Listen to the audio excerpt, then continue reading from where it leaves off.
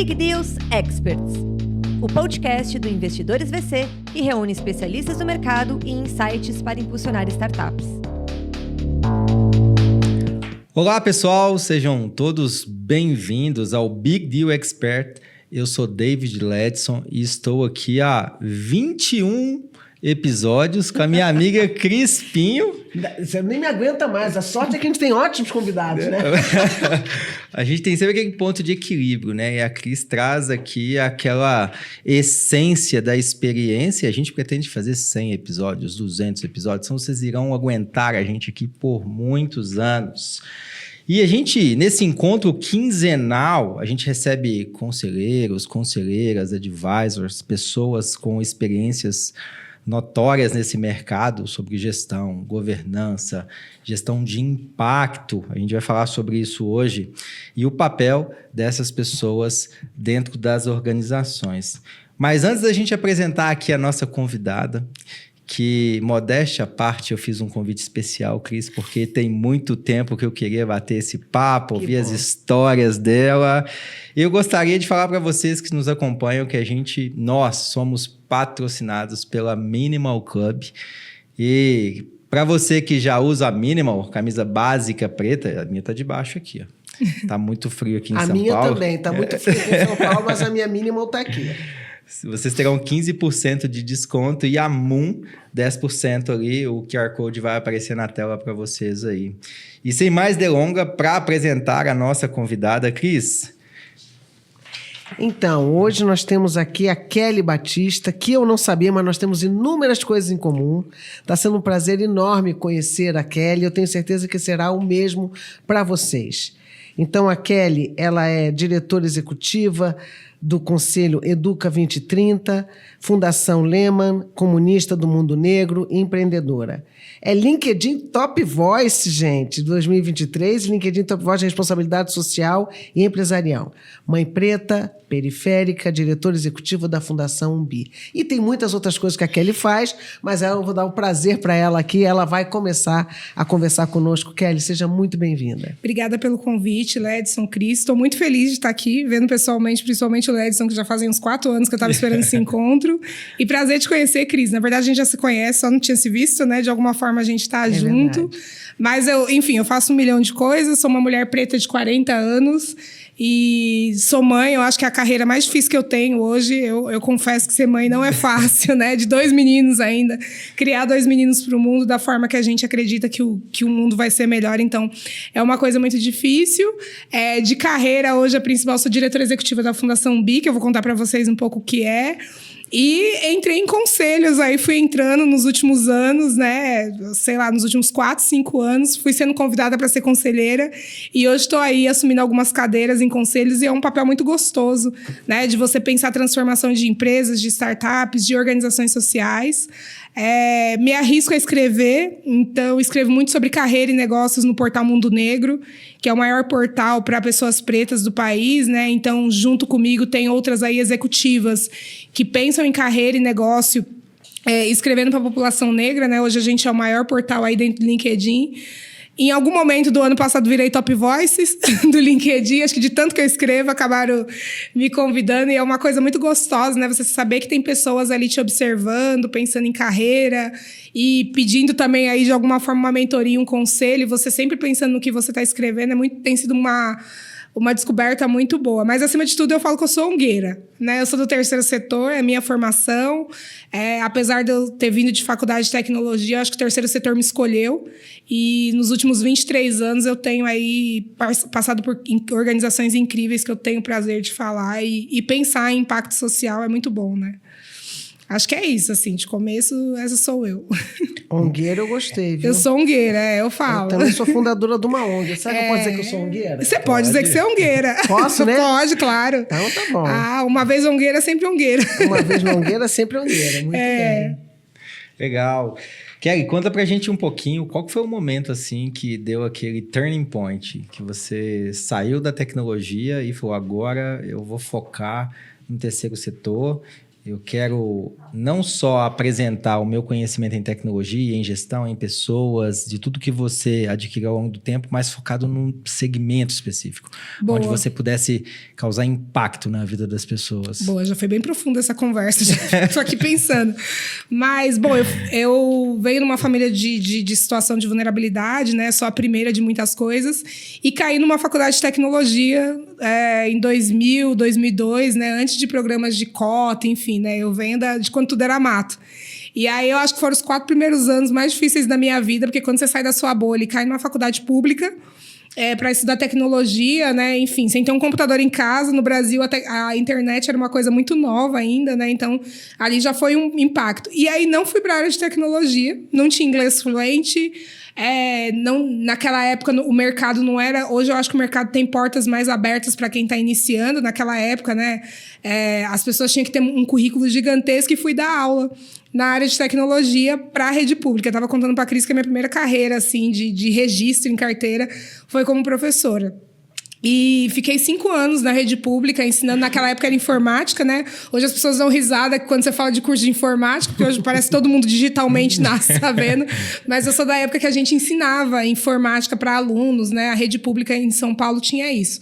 E aí, nesse momento, assim, por alguns motivos parei de dar aula e caí dentro da Whirlpool, que tinha já uma responsabilidade social que hoje deve ter uns 24, 25 anos, que se chama Consulado da Mulher, que é diretamente ligada à marca Consul, para trabalhar com gênero, empoderamento feminino. Eu nem sabia o que era isso, para mim gênero era O e A. Gente, mas que criatividade o nome. Consul ao lado da mulher. Consul ao lado da mulher, consulado. Olha aí, legal. Ai, tá vendo, Cris? Mais um, né? Meu Deus, impressionante. E eu chego no consulado quando inaugurou São Paulo, no ano de 2009, 2008... para trabalhar com isso, com gênero, formar mulheres para empreendedorismo, para trabalhar em empoderamento feminino, que a gente pegava aqueles artigos todos em inglês no Brasil, não tinha nada, né? As grandes estudiosas eram da USP, eram de faculdades de fora. E aí já mudou minha vida, né? Porque aí nunca mais voltei pro escritório. Colocava a mochila nas costas e cortava o Brasil inteiro. E eu falo que eu tenho o prazer de conhecer, acho que quase todo o Brasil. Esses dias eu descobri que o Norte eu não conheço muito bem. Fica o convite aí para quem quiser me levar para passear. Convite para palestras do Norte, Vamos enfim, deixar afins, o contato da Kelly aqui no final do podcast. E aí o consulado tinha esse trabalho nas comunidades do Brasil, não só em São Paulo, né? Em várias comunidades, daquela mulher que é empreendedora, que faz seu bolo. Como que você torna isso um negócio profissional? Eu fiquei no consulado na Whirlpool durante 12 anos. E aí tive meu segundo filho, né? Tive meu primeiro filho em 2014, em 2018 tive o segundo, falei, gente, não volto mais. E aí aquele choque, porque eu amo, assim, as causas de gênero, fui conselheira de políticas para mulheres da cidade de São Paulo, eu sou daquele povo que ia para as marchas feministas, né? Era minha paixão. E aí uma hora eu falei, acho que eu não quero mais isso. E aí falei, e aí pedi demissão. Depois nem voltei de licença maternidade e fui trabalhar com empregabilidade e tecnologia para jovens. E aí volto para tecnologia de novo, mas com outro olhar. Olhando, porque em 2019, 2020, antes da pandemia, a gente estava naquele boom do mercado de tecnologia. Sim. Com aquele mito que todo mundo pode programar, desde que faça um cursinho de 3 meses, e a gente sabe que a vida não é assim. E aí eu fui para uma organização social trabalhar com isso, com jovens de comunidade, com essa empregabilidade, né? E também a gente sabe que a tecnologia, ela muda vidas, né? O jovem, quando ele já entra ganhando mais que qualquer outra pessoa da família, quando ele consegue um emprego. E eu tenho, enfim, até hoje acompanho jovens que eu consegui empregar. E aí veio a pandemia. Enfim, parei de trabalhar um tempo. Todo mundo com aquele medo de morrer, né? Que eu acho que todo mundo que está aqui em algum momento falou, vamos todos morrer. E comecei a empreender. Aí virou uma outra chave. Falei, não vou voltar mais a trabalhar nunca mais, a doida, né? Vou morrer mesmo, não vou mais trabalhar. E comecei a empreender, e aí nasce aquela empreendedora e palestrante, consultora e conselheira, e que sabia fazer um monte de coisa e não tinha tempo de colocar isso num papel. Mas aí não durou muito, senão vou voltar a trabalhar. Não durou muito, né? A gente tem boletos. E fui pro Grupo Móvel, de novo, voltando a trabalhar com tecnologia, mas aí olhando pro social, né? Que foi onde conheci o Ledson, fui gerenciar a Fundação Bi. naquele tempo a gente não tinha nada muito definido do que a gente ia ser quando crescesse, né? Hoje a gente já está entrando no 5º ano de atendimento. Quando eu cheguei, a gente atendia 100 mil usuários ali. Hoje a gente, esse ano, acabou de bater 4 milhões agora, na semana passada. E esse ano a gente chega em 5 milhões de alunos e professores. Para levar a tecnologia pura para as populações em situação de vulnerabilidade, né? Como que a gente converte tudo isso que a gente tem numa bolha, que a gente ainda sabe que é elitizada, que é uma bolha de... Poucas pessoas têm acesso, né? Antes, eu estava conversando com a Cris, que a internet é uma coisa que para a gente é tão comum e muitos brasileiros não têm nem acesso, né? A pessoa fica ali esperando um Wi-Fi ou um lugar que tem internet para ela acessar. Como que a gente leva tecnologia para essas pessoas que estão nessa situação? Então, nos últimos 4 anos, eu tenho feito isso aí, de pensar novas tecnologias, agora com a entrada da inteligência... Agora com a entrada não, né? Mas nos últimos 2 anos, pensando muito em inteligência artificial também. Como que a gente traduz isso para quem está na ponta, né? Para quem é o nosso usuário inicial, que são as pessoas em situação de vulnerabilidade. Então, acho que as mudanças foram acontecendo, né? Eu falo que daqui 5 anos, quem sabe o que eu vou inventar de fazer, né? Mas acho que hoje para mim, a tecnologia... Hoje o meu desafio é provar que a tecnologia pode transformar a vida das pessoas, assim como ela transforma de grandes empresas. Eu acho que esse é o meu grande desafio hoje, né? Muito bom. Ô, Kelly, me diz uma coisa. Tô curiosa. Por que o nome é Fundação Umbi? Boa. Bom, a gente é fundado pelo Fabrício Bloise, que é atual presidente da Prosus, que é ex-presidente do iFood, é o nosso fundador e presidente. E ele tem o sonho grande de levar a tecnologia para 1 bilhão de pessoas. Recentemente eu brinquei que a Prosus já atende 2 bilhões, então já bati minha meta. Não preciso me preocupar mais com 1 bilhão de alunos. Ele assumiu uma empresa que atende 2 bilhões, então, né, a meta é compartilhada. Mas é o sonho de levar a tecnologia para todos os jovens brasileiros, é o nosso sonho. E aí para 1 bilhão de pessoas, que é o sonho inicial dele, né? De que a tecnologia, de alguma forma, forneça oportunidades, melhorias na vida de 1 bilhão de pessoas. E aí a gente é a Fundação Bi. Não é de 1 bilhão de dólares, não é de 1 bilhão de reais, né? Que muita gente me pergunta, que vocês têm 1 bilhão em caixa? Não temos. Muito pelo contrário, né? Desse sonho. O Fabrício é uma inspiração nesse sentido, né? Eu conheço o Fabrício há muitos anos, desde o iFood, quando ele falava do sonho grande do iFood. E ele já colocava essas métricas de 1 bi, 5 bi. E naquele momento era tudo muito distante. E de repente o iFood começa a se tornar essa empresa e entrega. Quando você falou 4 milhões de pessoas, eu falei... É muito maior do que os nossos primeiros papos lá atrás, né? Era tudo mato, era um sonho. Tudo no Excel. Tudo no Excel, não tinha muitas ferramentas, não tinha tecnologia. E queria se levar tecnologia para atender principalmente as comunidades, as pessoas carentes que não têm acesso. O que você notou que mudou daquela foto das nossas primeiras conversas há 5 anos atrás para hoje? Eu acho que também mudou. Eu sempre falo que eu não fui uma pessoa ensinada a sonhar, né? Eu venho de uma situação de vida que você quer ter uma carteira de trabalho com 14 anos. Esses dias eu estava dando uma palestra e lembrei que meu sonho era ser vendedora de calça jeans. Porque eu não tinha muitas calças e eu falava, bom, vou trabalhar numa loja de calça jeans e vou estourar de calça. Corta para mim hoje quase não usando jeans por conta da poluição que o jeans causa em todo o meio ambiente, né? A pessoa vai mudando. Mas eu não tinha esses grandes sonhos, né? Eu falo que hoje eu vejo meus filhos falando, você é programador, você é dentista, você não sei o quê. Eu falo, nossa, que legal. Eu não tinha essa meta de vida. E eu acho que a entrada, né, a convivência com o Fabrício, com o Diego, que vocês entrevistaram aqui, ouvindo essas pessoas com você mesmo, né, de pensar, eram empresas pequenas, empresas que a gente fala de garagem, que não tinha nada, e hoje são gigantescas, né? Então, hoje eu vejo a Fundação Bi dessa forma. Então, eu acabei virando um pouco megalomaníaca também nos últimos anos. E sempre que chega o começo do ano, esse ano eu lancei a meta de 5 milhões de usuários. O pessoal falou, da onde você tirou isso? Eu falei, eu tenho dados. Mentira, não tinha nada. Não tinha nada, era só um número. Queria sair de 3 para 5 e vendi esse sonho pro time. A gente tá aí nessa meta e a gente vai bater, né? Então, eu acho que vem muito disso, né? De você...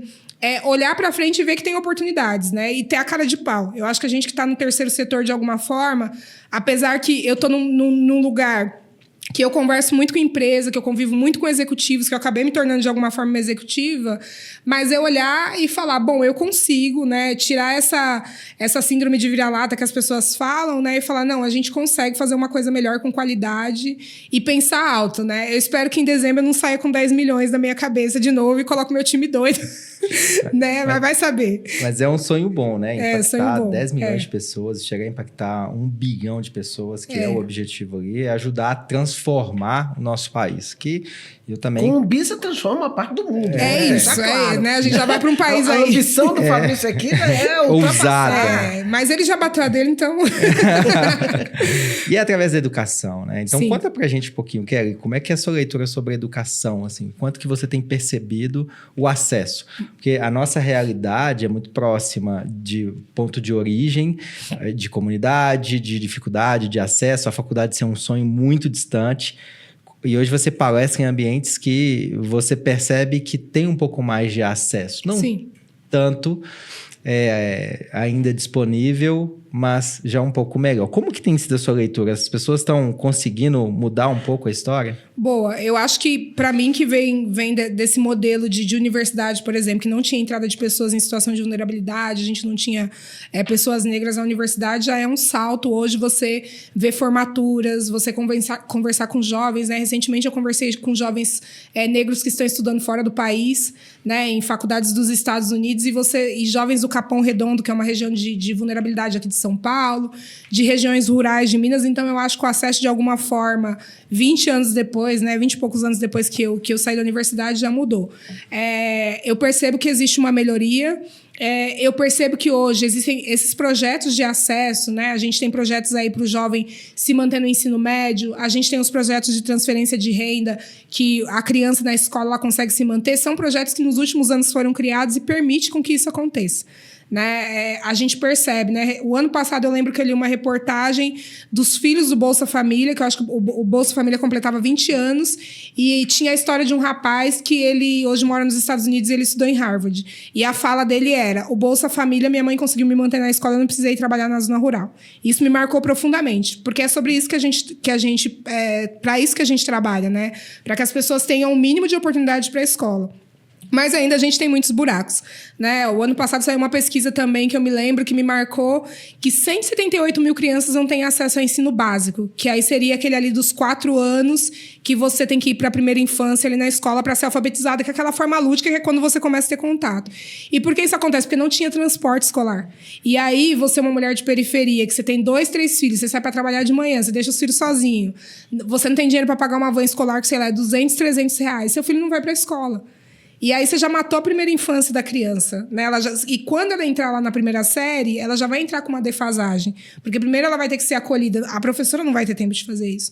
Então, ao mesmo tempo que a gente vê avanços, a gente ainda vê muitas dificuldades, né? Crianças, né, como a Cris estava falando no começo, que não tem transporte para chegar na escola, né? E é muito comum, ou não tem alimentação adequada em casa, e aí ela precisa trabalhar para ir para a escola. Então, a gente ainda precisa de olhar muito isso, né? E eu falo que o governo não vai conseguir resolver. Hoje eu tenho isso muito claro, assim, muitos anos eu venho falando sobre isso, e aí vai ser a sociedade civil, nós como terceiro setor, vão ser as empresas como segundo setor aí, investindo pesadamente para a gente conseguir tirar essas pessoas dessa linha de exclusão, porque... E aí vem um outro paralelo, né?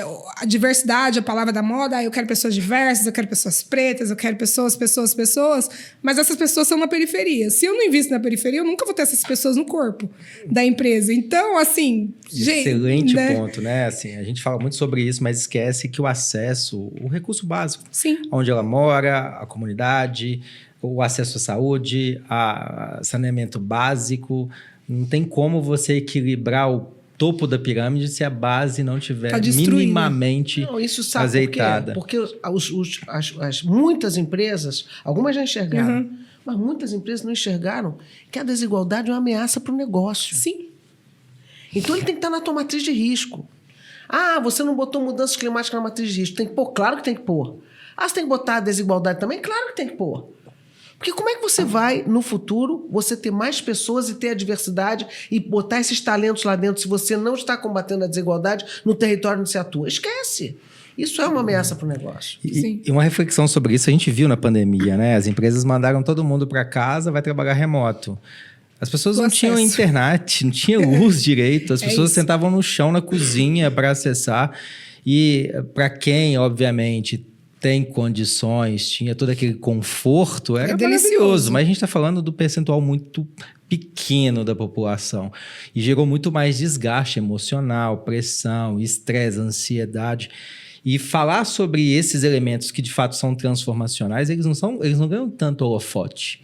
que você tem percebido sobre isso? Porque os outros holofotes da diversidade, eles ganham mais projeção do que esses que, de fato, poderiam ser mais transformacionais, de mais sustentabilidade. Eu acho que a gente em si, né, falando como mercado, peca muito, porque o mercado quer pessoas prontas. Né? E desconsidere. Então, talvez uma pessoa pronta vai ser uma mulher de 40, um homem de 40 anos que já passou por tudo e ele tá ali em alguma empresa, mas ela não olha aquele menino de 20 e poucos, que é o que você está falando, né? Eu lembro que na pandemia eu mentorei uma menina, ela trabalhava numa empresa de transporte. Era uma gritaria na hora que a gente ligava o microfone e ela super constrangida. Mas a casa dela estava acontecendo com sobrinhos, com o irmão, com a mãe, com todo mundo que estava trancado dentro de casa. A vida real acontecendo. A vida real. Não vou falar que a minha foi fácil também, porque eu com 2 criancinhas pequenas dentro de casa era um caos, né? Deles entenderem que eu estava trabalhando. Né? Mas eu tinha internet, eu tinha luz, eu tinha uma estrutura minimamente que provia ali. E eu acho que a gente vai por ondas, né? Em 2020, a gente olhou para pessoas pretas, Graças não, infelizmente, é o que aconteceu com George Floyd nos Estados Unidos. Todas as empresas Vidas Negras Importam, e foi aquele movimento. A gente viu grandes contratações, vice-presidências de diversidade, áreas de diversidade crescendo absurdamente. E todo layoff que tem, quando a gente vai a fundo estudar os dados, são essas áreas que estão sendo minguadas dentro das empresas. Então, hoje a gente percebe que a gente tem um volume muito grande de pessoas que eram dessas áreas migrando para outras áreas ou abrindo suas consultorias porque elas estão desempregadas. Então, hoje, eu não vejo a pauta racial, mas como uma pauta principal dentro das empresas de diversidade. Hoje a gente já está olhando para o meio ambiente, né? Não só pelo que aconteceu recentemente no Rio Grande do Sul, mas a gente tem uma COP aí, a COP 30 do Pará, que vai trazer todo o dinheiro para o Brasil e as empresas já estão se preocupando ambientalmente, não pela foto que a Cris falou, não está na matriz de risco, mas está aí pensando o que eu vou conseguir, né? Como que eu vou me projetar para 2030 para o mundo. Isso. Infelizmente, a gente vive ciclos, né? E as pessoas não olham isso. Eu acho que feliz a empresa que investe em comunidades e consegue acompanhar uma comunidade desde o ciclo de educação até geração de renda, e ela pode falar, bom, daqui saem pessoas que podem atender aquela empresa, né? A gente sabe que tem algumas no país aí hoje, né, que transformam comunidades, que extraem tal, e conseguem fazer alguma coisa, mas isso é um passo que vai durar 20 anos. E quem quer esperar 20 anos, né? A pessoa quer imediatismo. E ainda falando sobre isso, eu acho que é muito difícil você ver pessoas diversas entrando nas empresas e elas saindo adoecidas, e eu converso com muita gente assim 2, 3 anos depois, porque a empresa não soube lidar com aquela pessoa. A empresa não tinha um programa de aceleração de crescimento, ou um programa básico de, o cara não sabe inglês porque ele vem de uma escola pública. Eu mesmo não tinha professora de inglês na rede pública, ou uma matemática, um português básico, que é o que a gente estava falando, né? Usar as ferramentas básicas, aí você coloca aquele monte de gente, né, que você pegou de algum projeto social, no máximo que ele vai ficar ali 2 anos sofrendo, se culpando porque ele não é muito bom, e quando tiver um layoff ele é demitido, e aí ele, realmente eu não sou bom. Então você matou um sonho profissional de uma pessoa, né? As empresas também não estão prontas para acolher, né?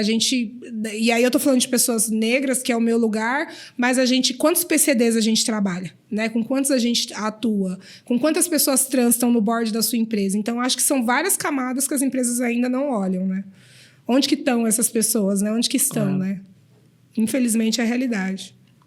E deixa eu te falar, Kelly, eu tenho pensado muito nessa nossa característica, né? Eu vou me colocar nossa, porque eu vi que nós temos essas coisas em comum, né? De você servir, de você doar. Você sabe que isso faz com que você seja... Você já pensou, já refletiu que isso é uma contribuição excelente para você como conselheiro de administração remunerada? Estou me projetando para isso agora, porque se você me chamar agora, eu vou ser conselheira. E assim estou indo. E aí, enfim, estou me profissionalizando para isso, né? Enfim, hoje eu já entendo que eu preciso cobrar para algumas coisas. Antes eu fazia tudo de graça, muito emocionada. Hoje eu já entendo. Aliás, eu preciso te falar uma coisa que eu aprendi com uma senhora, que eu não vou me lembrar o nome, mas provavelmente você conhece. Ela faz parte desse movimento contra o racismo estrutural e tal, mas a senhora já deve ter quase 90 anos. Uau! Ela tem 86, por aí. E ela foi uma das pessoas que nesse evento que eu fui da ONU, pelo Pacto Racial e tal, não sei o quê, ela estava lá. Eu tirei até uma foto com ela, depois eu vou me lembrar o nome. E ela veio e falou assim, não faça mais nada de graça. Esse negócio de você participar e você fazer palestra sobre racismo estrutural e contar a sua história, você cobre. É Porque isso. quando você não cobra, você está diminuindo, você vai desqualificar a sua fala. Falou assim para mim. E é um conhecimento caro, né? Caro. A gente isso. estuda o tempo todo, né? Eu falo que as pessoas falam que toda hora eu tô estudando, né? Eu tava contando no começo que semana passada eu tava a louca da inteligência artificial querendo desenvolver várias tecnologias. É um conhecimento caro.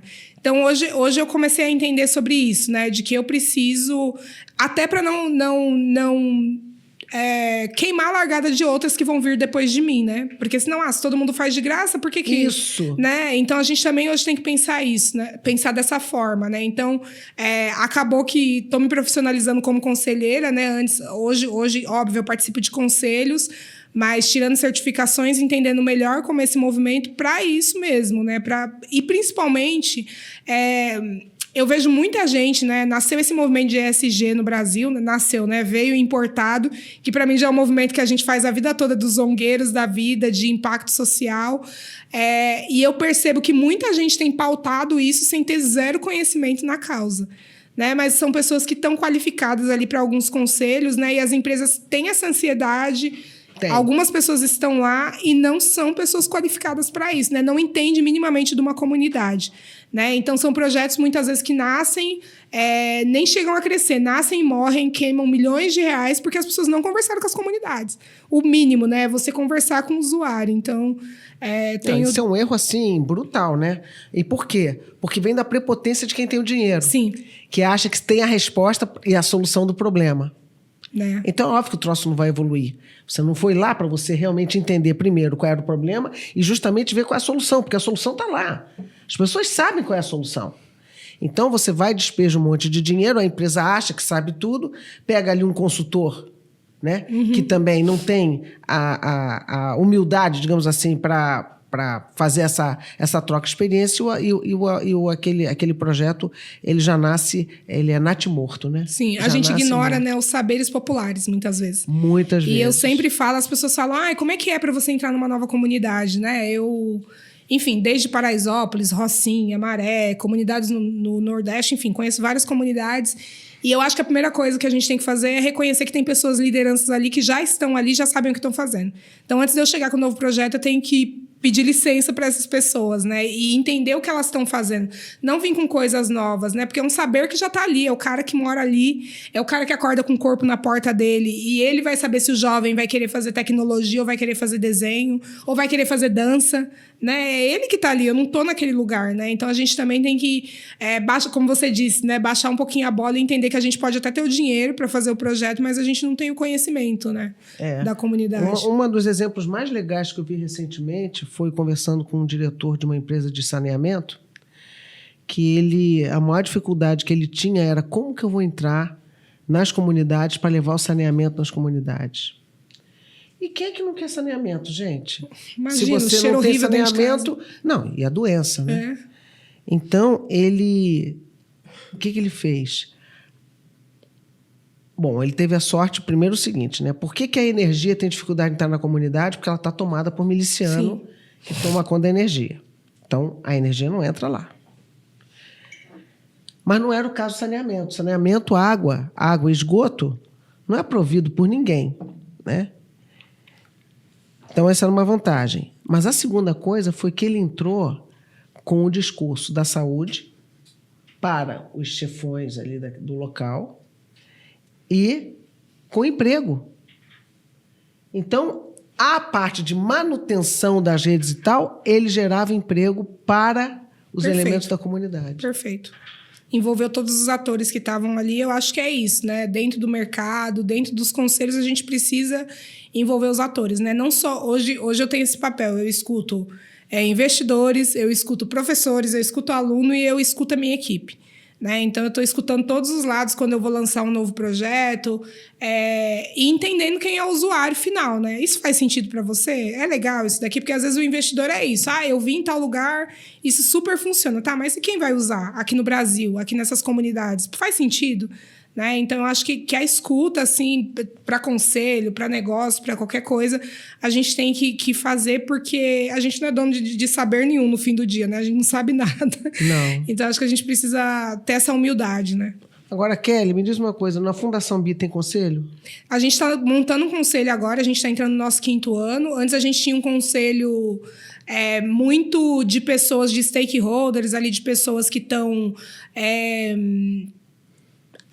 são afincos da causa, são amantes da causa e estão ali com a gente. Agora a gente está formalizando isso, trazendo pessoas que olham para a tecnologia mesmo, que não tem nada a ver com o terceiro setor, com educação, mas quem está olhando tendência de tecnologia, porque hoje a gente, querendo ou não, a gente quer que a tecnologia seja popularizada dentro da rede pública. Educadores, pessoas que estão em sala de aula de rede pública, né? Pessoas que estão ali, que entendem de educação, e também pessoas que têm dinheiro. Eu acho que todo conselho precisa ter aqueles ali que também, de alguma forma, conseguem conversar com outros investidores e falar, olha, tem uma causa legal para investir, não é um retorno financeiro, mas é um retorno social para a sua marca. Então, também a gente está chamando essas pessoas, assim.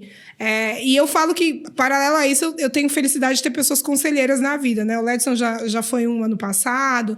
Eu sempre tenho pessoas que estão em outros lugares, né? Que estão no governo, que estão em outras organizações maiores me ajudando ali. Ó, o que você acha disso, né? Que é meio informal o que a gente faz, né? Esse tipo de conselho, mas é um conselho que a gente precisa ter na vida, né? De pessoas... O que você está olhando de mercado? Alguém que está fora do país? O que está acontecendo aí de interessante para você me contar, né? Então, essa parte é muito importante, independente de um conselho fixo, né? Não, essa parte, você fala, eu admiro muito o pragmatismo norte-americano, né? Para você ser conselheiro de uma fundação renomada, de um colégio, de uma instituição, você tem que pagar. Aí, tá vendo? Aqui a gente cobra. É sério? Então é o seguinte, não, você quer ser conselheira da fundação de Columbia University? Tá bom, você entra aqui com $100 mil, eu deixo você. Que é a doação, né, da cadeira. Que é a doação da cadeira. Mas esse pragmatismo não é legal? Então, isso que você falou, eu também quero gente com dinheiro no meu conselho. Porque essas pessoas não vêm só com dinheiro, elas vêm com a rede. Sim, que é caríssima. E esse ponto é muito, muito legal, porque aqui ele traz o pragmatismo de não estamos buscando pessoas para ficar dando palpite, pessoas que estão compradas na causa e skin the game que coloca o seu próprio dinheiro na causa, a sua rede, o seu relacionamento, porque baseado no que você vai agregar, 1 mais 1 vai se tornar 18. Sim. 18 vai se tornar 200, até se tornar 1 bi. E essa é a lógica da construção sólida. E esse tipo de diversidade, não é só do conhecimento, mas que tenha uma rede de relacionamento, que tenha um conhecimento de tecnologia, de educação, vai tornar muito mais forte e sólida a Fundação 1 bi. Sim, e é engraçado que as pessoas, né, diferente, você está falando dos Estados Unidos, que as pessoas... pagam para entrar em conselho, eu recebo muito e-mail. Olha, eu tô disponível aqui, né? Se você quiser, eu sou um conselheiro. Aí manda um currículo gigante de 1 milhão de cursos que fez, né? Eu acho legal isso, né? A pessoa, não, ó, tô aqui se você precisar, né? As pessoas se oferecem também, né? Eu acho diferente, nunca me ofereci para conselho nenhum, né? Acabo entrando assim, mas eu acho legal essa rede, né? Acho que tem ficado forte isso no Brasil. Muito. Agora eu vou te dizer por que essas pessoas se oferecem. Porque muitas vezes o início de uma carreira de conselheira é o conselho consultivo. Boa. É o conselho das ONGs, onde você vai ter a experiência ali. E uma fundação como essa, que já tem um nome importante, né, e já tem uma atuação dessa, isso é o currículo daquele conselheiro. Exato. Ele não está sendo bonzinho, não, né? Porque ele já está vendo o networking dele. Exatamente. Claro, mas vem cá, mas isso não está errado. Sim. Se, além disso, ou primeiramente isso, ele está abraçando a causa. E gerando valor. Sim. E gerando valor. Ele abraça a causa, que gera valor e existe ali um trade-off, uma troca que todo mundo ganha. Sim. E ele achou uma forma de ajudar.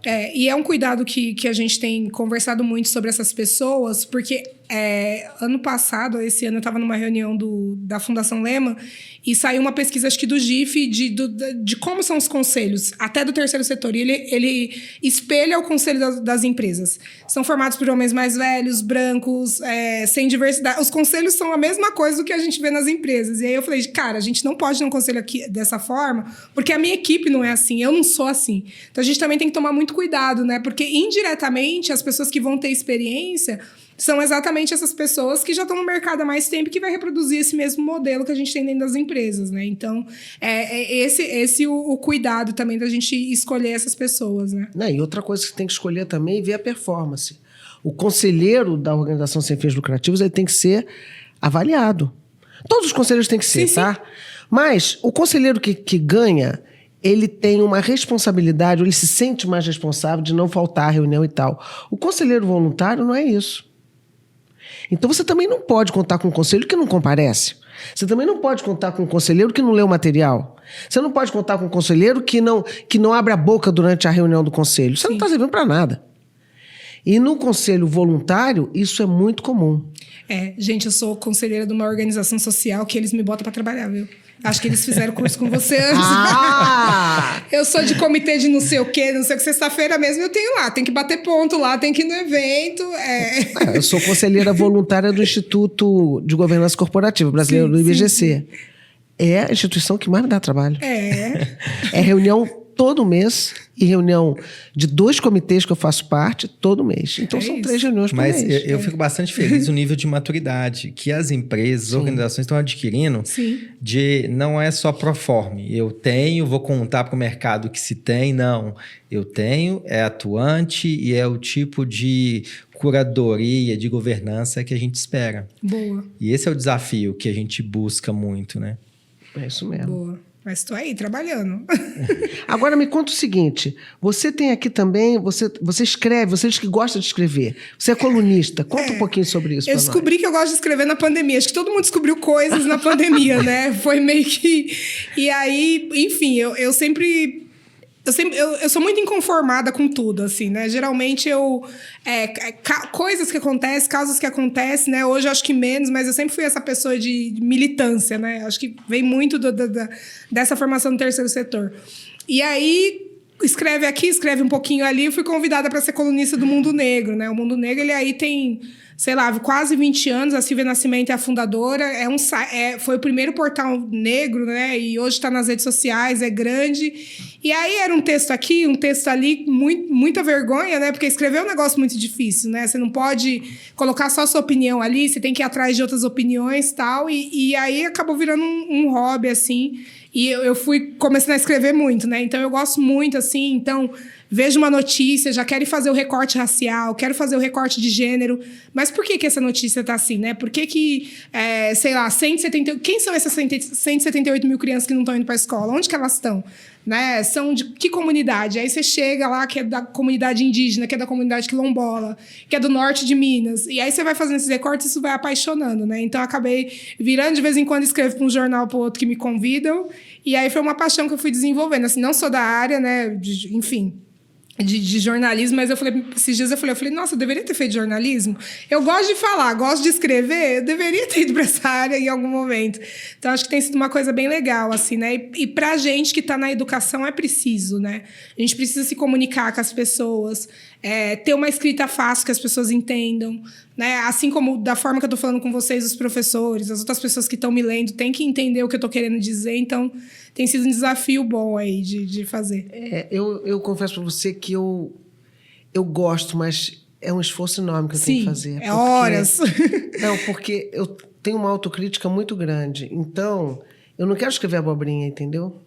E eu vejo muita gente escrevendo abobrinha no LinkedIn. Ah, LinkedIn. LinkedIn. A Disneylândia dos trabalhos, né? Aí, esses dias eu estava vendo contratação humanizada.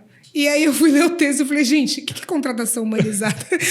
Eu conheço parto humanizado, contratação humanizada. Aí agora tem demissão humanizada, contratação humanizada. E aí a pessoa escreveu. Eu falei, gente, mas isso é uma contratação. Né? Você contratou a pessoa, não é humanizado, você deu um trabalho para ela, um emprego. Então, assim, surgem coisas que a gente também tem que avaliar, né? Dentro do que a gente está ali propondo a escrever. Porque é gozado, né? Contratação humanizada. Porque o humanizado é justamente para você combater alguma coisa que pode ser agressiva. Sim, a contratação, né? Tecnicamente. Então, assim, demissão humanizada eu até entendo, né? Você tem uma forma de... Mas a contratação é uma coisa boa, né?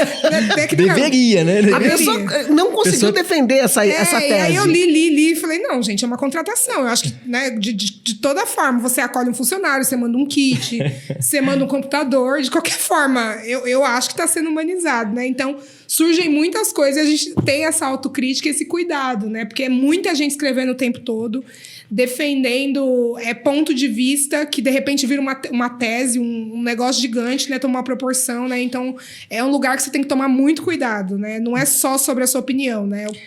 Mas qual tem sido a sua leitura sobre esse hiperromantismo que tem acontecido? As pessoas têm pego determinadas pautas e têm transformado como um cinema, né? Uma história super romântica e tentando florear para tentar encaixar uma narrativa. Essa foi cirúrgico nesse exemplo da contratação humanizada, porque chega a ser cômico, mas você vê um certo engajamento, você vê um volume de texto sobre isso, e esse é uma pontinha. Você tem vários temas, principalmente no espectro de diversidade, onde as pessoas estão hiperromantizando vários elementos disso, e a gente acaba colocando uma área cinzenta no que é importante, no que de fato deveria estarmos olhando. Como é que está a sua leitura? O que você tem visto? Eu acho que o LinkedIn, assim, eu vejo várias pessoas falando isso, que gera uma ansiedade nas pessoas exatamente por conta disso. Então, eu acho que, ao mesmo tempo que é uma rede que, para nós, é uma rede que surgiu e flui, né? Porque você consegue ali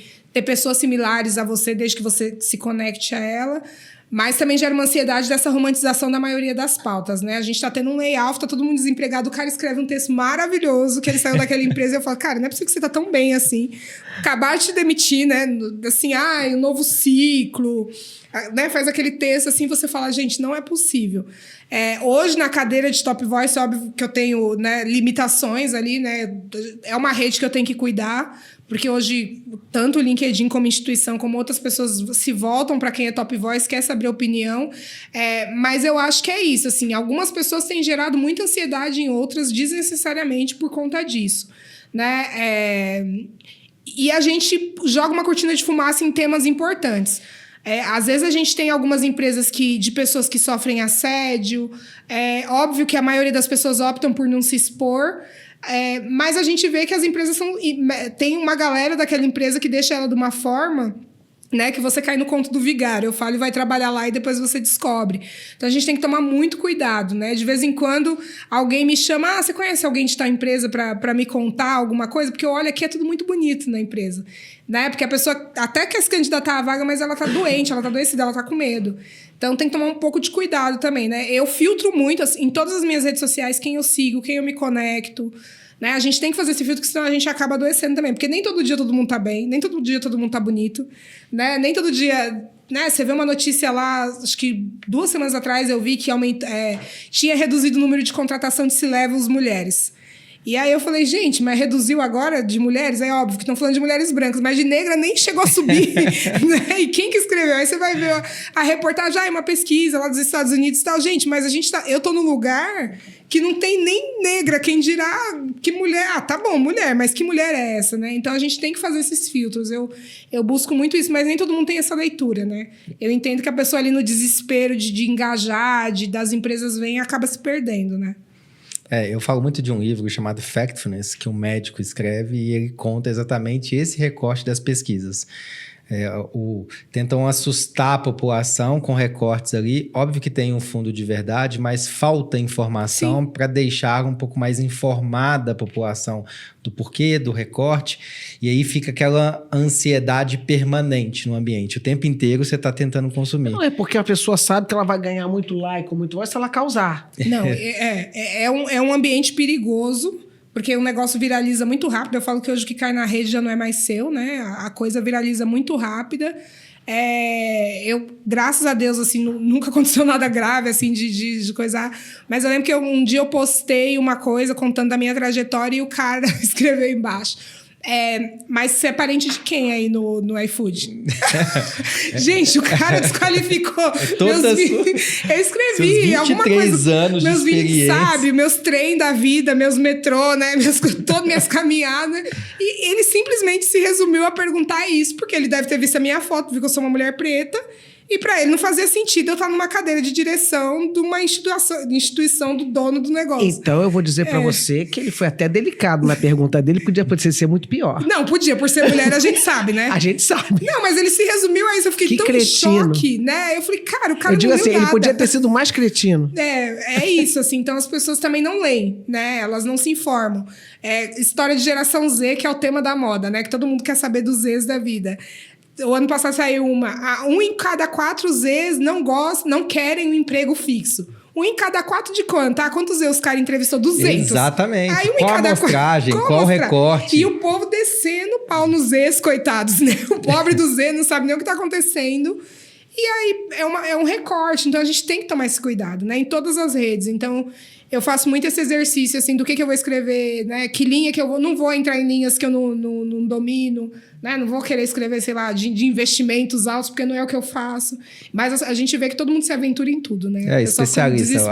A bola da vez agora é especialista geopolítico na política americana. Não sei. Aí eu vou falar por elementos do Biden e aí depois eu viro especialista na guerra da Ucrânia com a Rússia. Aí você vai mudando, né?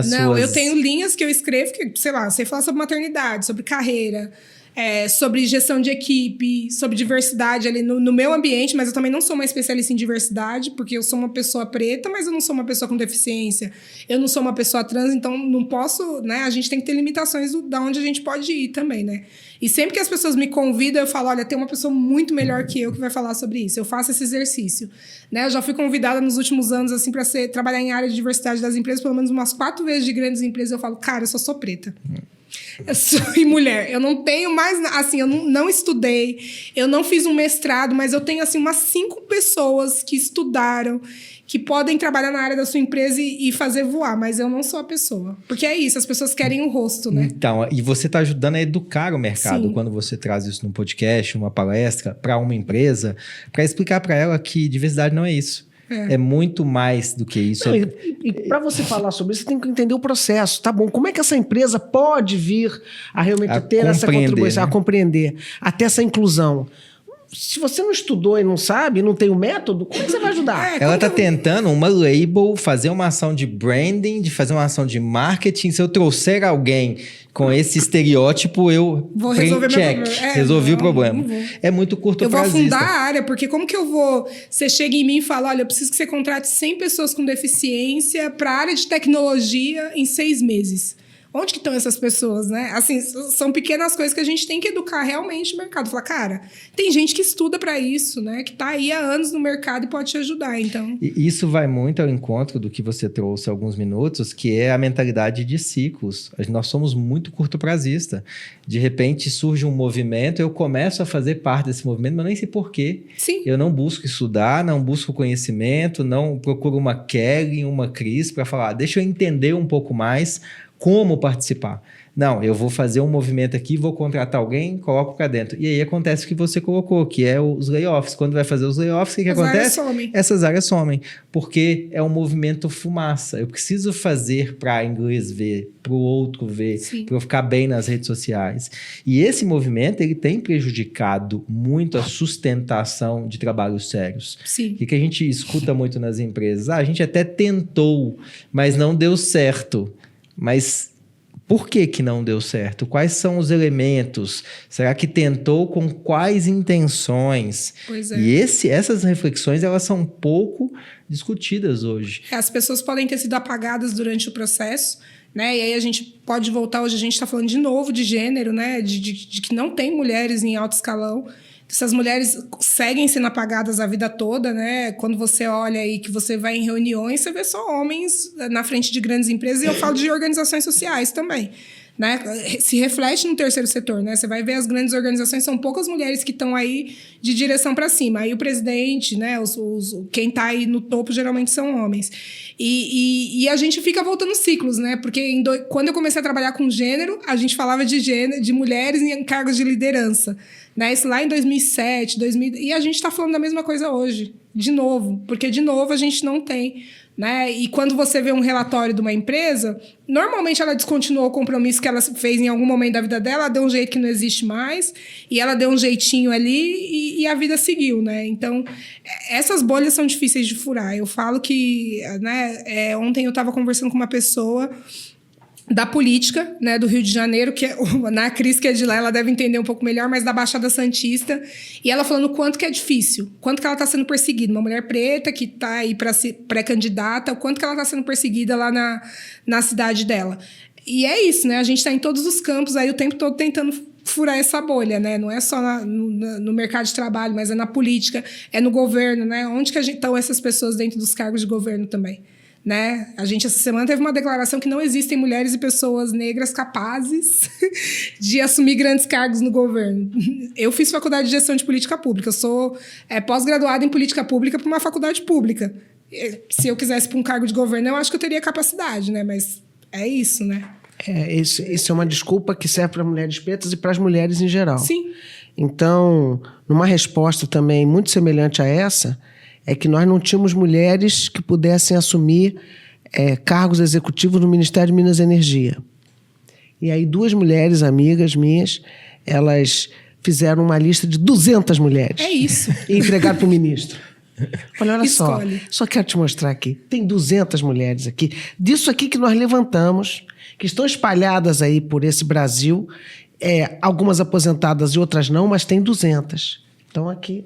Você pode buscar aqui 200 mulheres que podem ser executivas do Ministério da Energia, que vieram de diversas áreas de energia desse país. É isso. Eu acho que falta isso, né? E várias vezes a gente vê esses movimentos, né? Sai capa de tal revista, sai não sei o quê. E não tem, gente.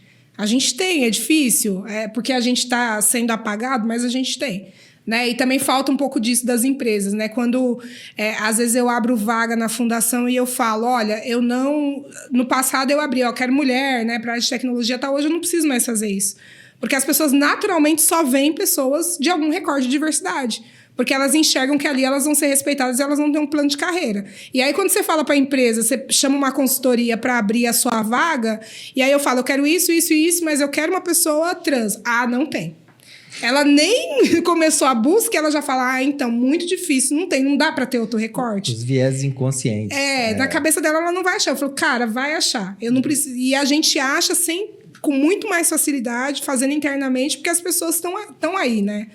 Estão no mercado. Não, inclusive porque começam a aparecer muitas instituições que são específicas de recolocação de pessoas, ou de colocação de pessoas. Então, a gente tem vários esses coletivos. grupos, exatamente.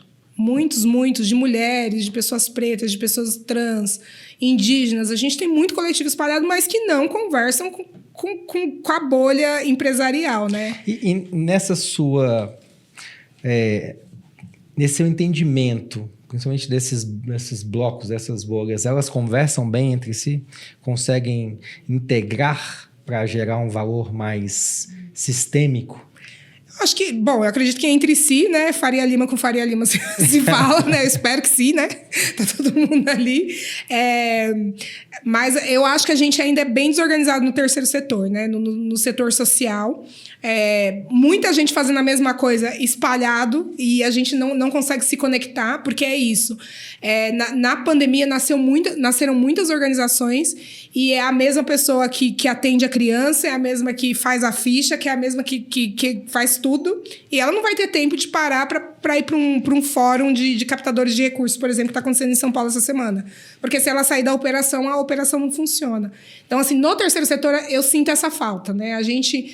Hoje a gente tem conexões maiores, né? A gente aí participa de coletivos de pessoas do social e do governo que estão discutindo marco regulatório de inteligência artificial.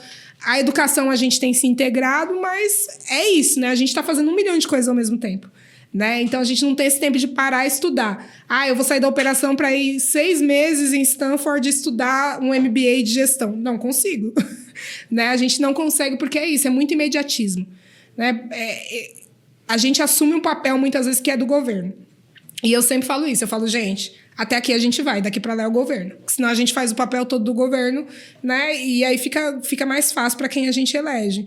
Então, a gente também tem que tomar esse cuidado, porque muitas vezes a gente quer assumir, né, salvar o planeta, e a gente não consegue salvar o planeta inteiro sem se salvar. E é um desafio enorme, né? Porque as ONGs têm um propósito e um objetivo de longo prazo. Sim. De sustentabilidade. Os governos são curto-prazistas. A cada 2 anos muda tudo.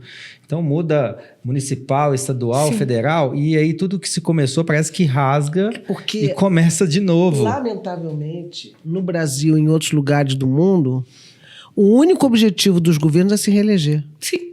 Sim. Não tem intenção na saúde, na desigualdade.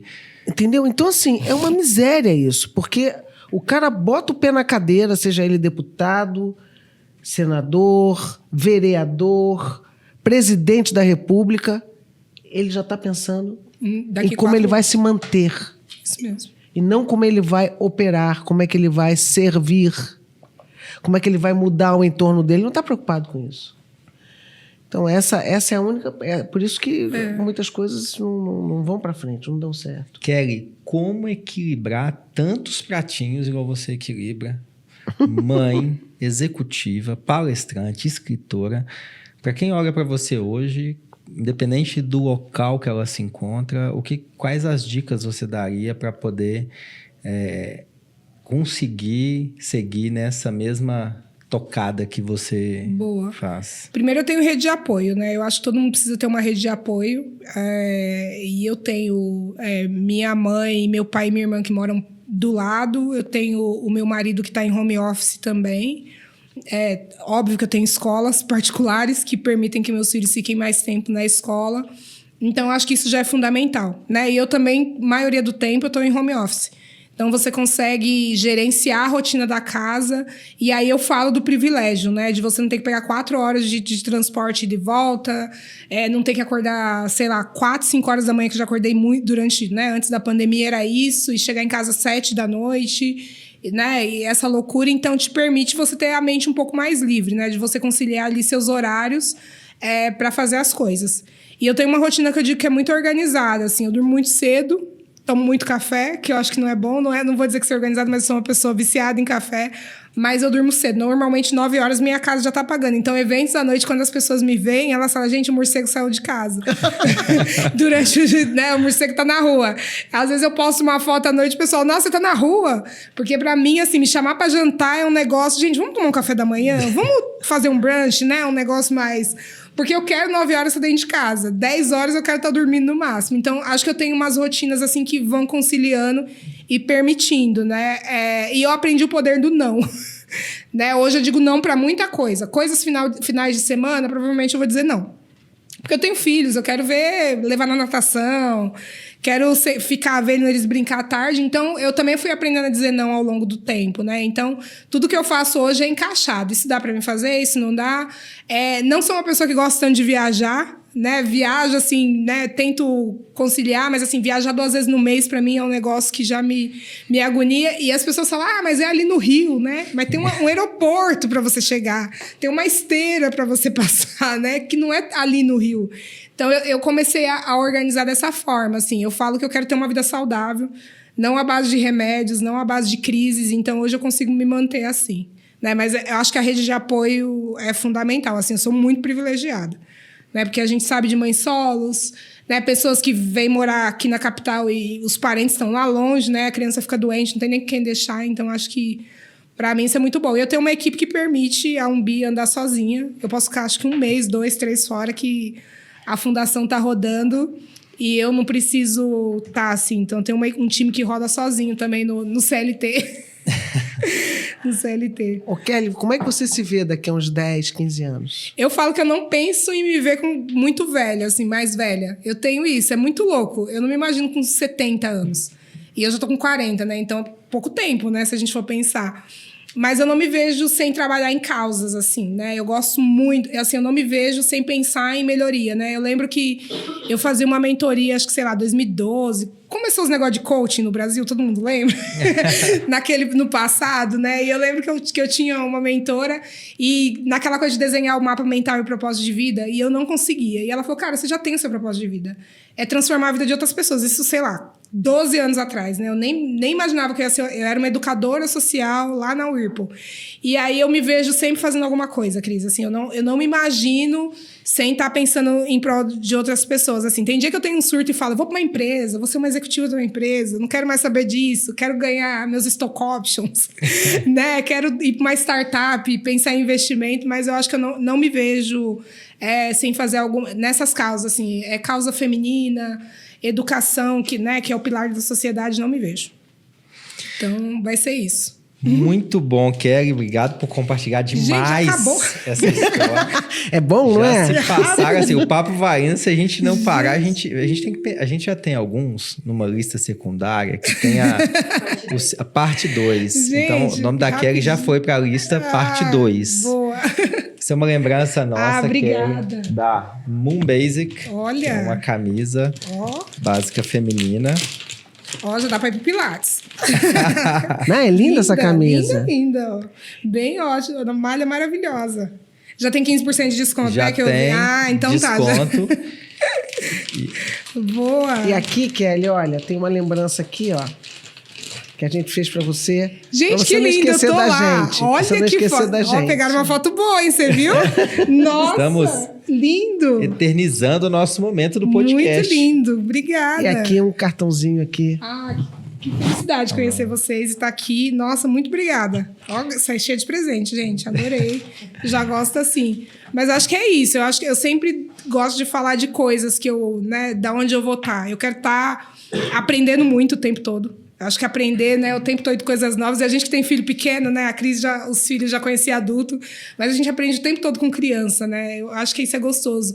E ensinar para outras pessoas, né, porque você saber que tem uma pessoa, né, a gente tá falando de alunos, né? Eu tenho alunos que eu dei aula lá em 2006, que hoje me escrevem em redes sociais e falam, já sou mãe, trabalho em hospital, tal. E eu falo, cara, salvei da violência, porque eu dava aula em periferia, né? E a gente pensar sempre no futuro, né? A gente não deixar de sonhar. Apesar das condições do país, muitas vezes falar, nossa, quero ir embora do Brasil. Eu sou patriota, assim, no sentido de... Eu acho que o país tem um potencial incrível, assim. Eu acho que o Brasil pode ser o melhor país do mundo, assim, para se viver. E eu amo o Brasil, assim, né? Ainda mais quando a gente vai para fora, o pessoal fala, você vai sentir saudade do Brasil. Eu falei, não precisa, gente. Eu amo esse lugar. E eu acho que eu posso construir muita coisa aqui ainda. Tem muita coisa para oferecer ainda. Muito bom. Temos um trabalho incrível pela frente e ajudar as pessoas para que elas ajudem a transformar a história delas e o país que ela vive, né? E a educação, acho que... Através da educação. Kelly, como que as pessoas te encontram? No LinkedIn. Isso aí eu não tenho dúvida. No LinkedIn eu tô lá todo dia pautando alguma coisa. Todo dia sem encrencas, mas a Kelly Baptista em todas as redes sociais. Eu uso muito LinkedIn e Instagram. Normalmente eu respondo muito rápido às pessoas, né? Eu gosto de responder, de interagir. Tenho dito não para alguns cafés, porque todo mundo quer tomar um café, quer almoçar, e aí se não eu vivo disso, não dá. Mas geralmente eu consigo conversar com todo mundo. Então, Kelly Baptista. E tem a @Fundação 1BI, 1BI, né? De 1 bilhão de pessoas. E compartilhar o que a gente faz gratuitamente para a educação, eu acho que é um caminho, né? Eu sempre falo que hoje a gente está onde a gente está por conta do boca a boca, que é o famoso. Antes de redes sociais já existia o famoso boca a boca. E hoje a Fundação cresce nessa passada porque temos professores, alunos, educadores no Brasil inteiro que vão contando o que a gente faz. E a gente tá chegando aí. A Kelly responde rápido e eu consegui o meu café, pessoal. Podem mandar mensagem para ela. Não foi? Em tempo real. É verdade. Você tá com prestígio alto. E no Você outro não dia recebeu não, hein? Não recebi, Não, não. Eu falei, fiz, vou Kelly, vamos conhecer essa tomar um figura. café? Aí eu consegui trazer ela no podcast. Falou em café, é mais fácil me conquistar. Né? Legal, Cris. Como que as pessoas te encontram? Então, também no LinkedIn, embora não seja top voice ainda, que agora... Vamos conversar sobre, Cris. Agora já tem aqui você vai me dar as dicas de Isso, como me se chama. tornar... Exatamente. E é Cristina Pinho, Instituto Luiza. Para você que gostou do nosso episódio, desse bate-papo incrível com a Kelly, com a Cris, onde a gente trouxe temas super relevantes, e você com certeza conhece alguém que vai se identificar com tudo que a gente conversou aqui, continue seguindo investidores.vc e todos os nossos podcasts ali no Expert. Você consegue acessar ali no YouTube, consegue acessar ali no Spotify e em todas as redes sociais. Temos ainda as imersões de Advisor, a imersão de investidores.vc, a dos Founders e também chegando aí no próximo mês a de M&A. E para você que quer me acompanhar nas redes sociais, você me encontra como David Ledson em todas as redes. Muito obrigado, pessoal! Obrigada! Boa. Gente, é muito.